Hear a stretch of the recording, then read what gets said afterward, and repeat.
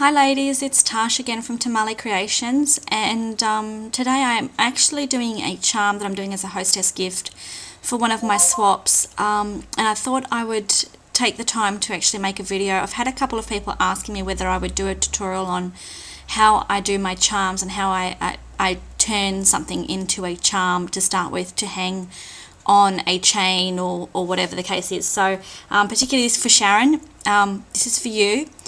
Hope you find it useful. I haven't really been doing this for that long, so I'm not actually sure whether the way I do it is the correct way, but I found that it works for me. So anyway, I'll just share it with you and you can have a try and see whether it works. So to start with, I think one of the things that I understand that you've been saying is that you've got charms, say like this, that you actually want to be able to adhere to something to put on a chain or something. So I'm going to start with one of those. And actually, I thought I had the appropriate stuff out for that, but I didn't. So just going to grab that. What I might use for that. What I'm going to do is I'm actually going to fashion this charm into something like what I did on my stick pins, which I'm going to grab one for you in a second. Oh, and I had to put my timer on to make sure that I actually don't go over time. So hang on a second, I'll just grab that.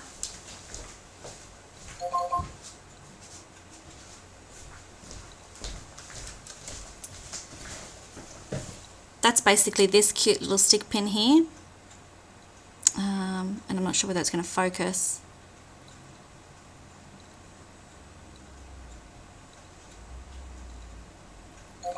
Focus camera.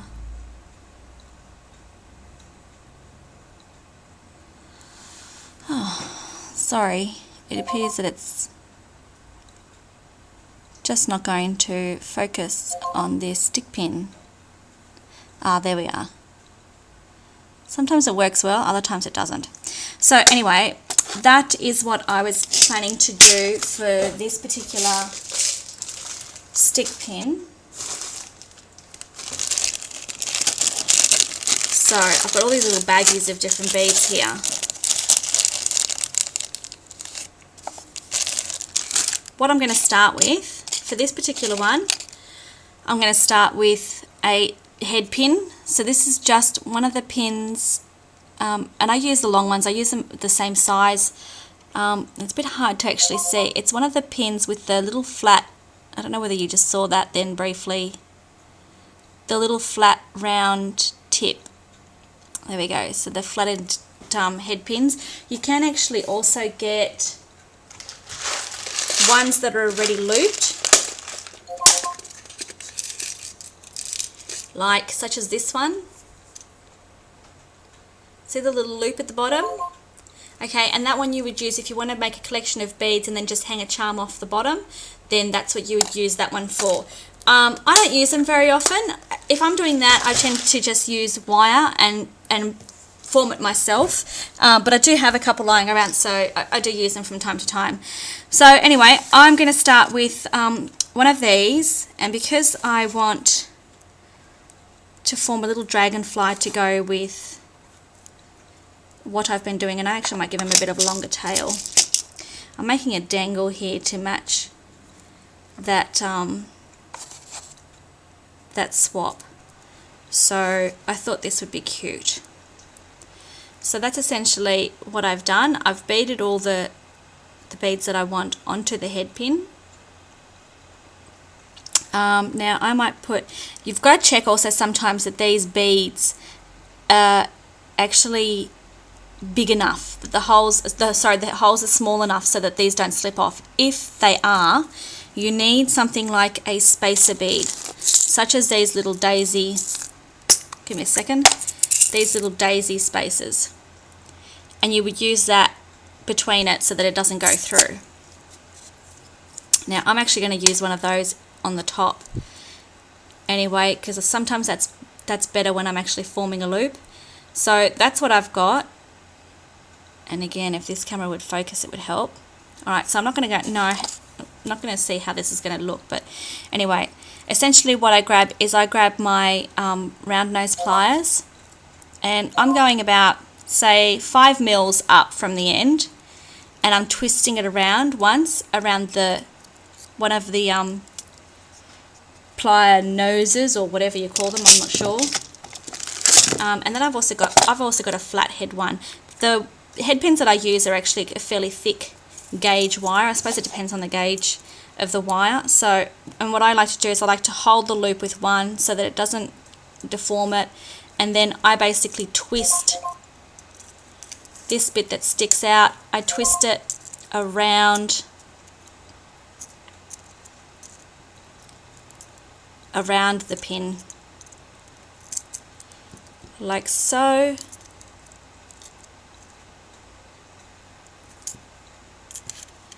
And then when I come towards the end, if you've still got a lot of length left, you can trim it.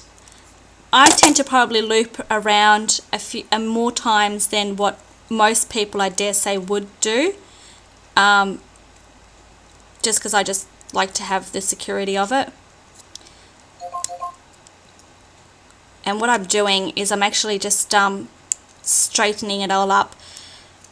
Oh, sorry, I'm actually off camera. I'm actually just straightening it all up and pinching that end in so that it's not having any sharp bits sticking out. So now you can see I've actually got this charm with a loop, and it's twisted around here. Now, it's not necessarily the most neatest job, and I could spend time neatening that up, but at the same time I don't want to run out of time on the video. So that'd be one charm.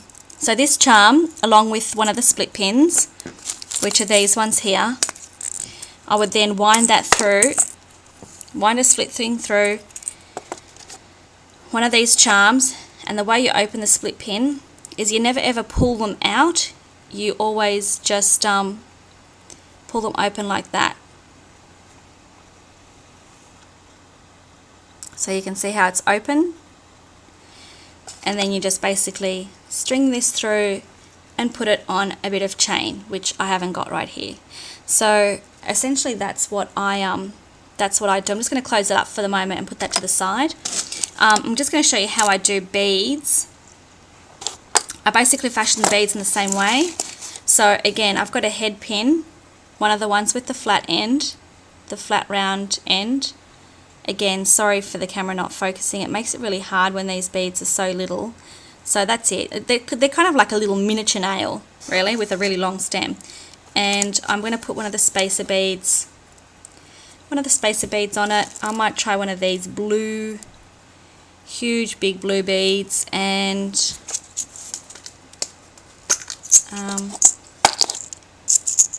I might try something like, I've got some of these bead caps. I think that's what they're called. I'm not really sure. I'm not good with the technical names for these guys. Sorry, because as I said, I haven't been doing it for long. I'm not a jewellery maker in any way, shape or form. So, okay, so I basically just put the jewellery cap on and then just push it so that it's in place. So it's like that. And usually you would have one of these on either end. I don't think I'm going to do one for either end. Oh, or maybe I should. Okay, I'm going to do one for either end. Sorry. Oops, I'm making a little mess over there now. So I still have my daisy spacer, and I'll put the end cap on, push the bead on. Again, I'm pushing the bead in so that it fits nice and snug into that end cap. There we go. And then put the other end cap on. I've already pushed that into place, so that's nice. And I'm going to put another spacer on it. You probably don't need it with this one, but I just like the look of it. So essentially this is what I've got for this particular charm, this bead. There we go, pretty. And again, I grab it a little from the top, twist it around till I've got it like this at right angles, essentially, with a loop. It seems to tend to help if I actually put my hand behind it, so you can see it there.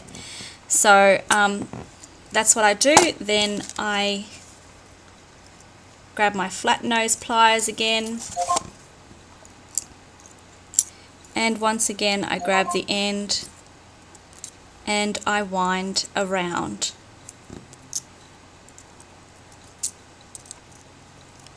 A number of times.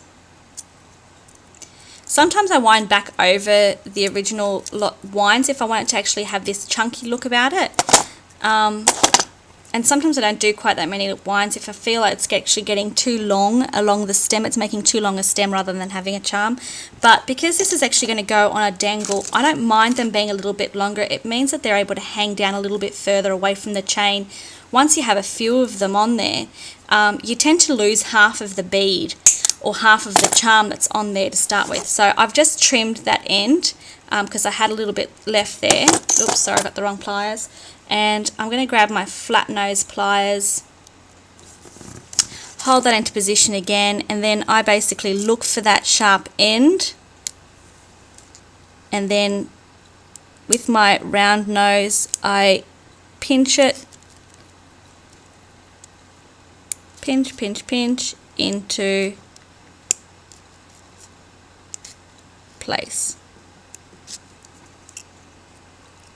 And sometimes it can get a little tricky, guys, as you can see by this one. I find sometimes if you've got a lot of movement still in the beads, it tends to get caught and perhaps not wanting to want to pinch in as well. And you've just got to get it in the right spot. There, I think I've got it there now. Okay, so I've got it there now. So there is my bead charm that I've made. Alright, so again, I'd put that on a split ring or jump ring, whatever you call them. I get split rings and jump rings mixed up. So that's it there. I'm going to close it up for the moment because it's not ready to go on a bead. And actually I might even look for some smaller jump rings because I've pulled out big ones and I don't need them that big. So I'm going to stop this video here. And I might just try and assemble a couple of these myself and come back with another video showing you how I actually attach these to a chain. I might even also come back in another video and show you how to make a full length charm rather than just these little small charms to hang off individual chains, etc. So anyway, I'll leave it for that for now. I hope you guys found that useful. I don't know whether, as I said, I don't know whether that's the right way to do it, but I find that works for me. I'm quite happy with that. So, oh, Sharon, I haven't actually gone through droplets because I know you wanted to find out about droplets as well. So I will have to do that in another video because I just don't think I have enough time. Actually, with these particular ones, and I've got this droplet here, I'm actually thinking that perhaps, I've got a couple minutes. So perhaps if I was to split that open and just, yep, see, I can actually just feed that through. I don't even have to make that into a charm. Alternatively, I would just make it, so there it is, there. So you could do that, either that, or, as I said, just do the same thing, basically wind it through, twist it at the top, and then hang a charm off it. But that'll probably suffice to tell you the truth. As long as your jump ring was tough enough for a thicker gauge, either that or you might want to use a split ring, which is the ones that actually doubles over on itself. I do have some of those somewhere, but I don't think I can get it in time. So that could be a possibility. You could possibly use that. So if anyone else has any suggestions or actually knows the right techniques for this, I'd appreciate it. As I said, I only just fluff around trying to work out what works for me, and this is what I've found. So anyway, be back soon with another video. Thanks guys, bye.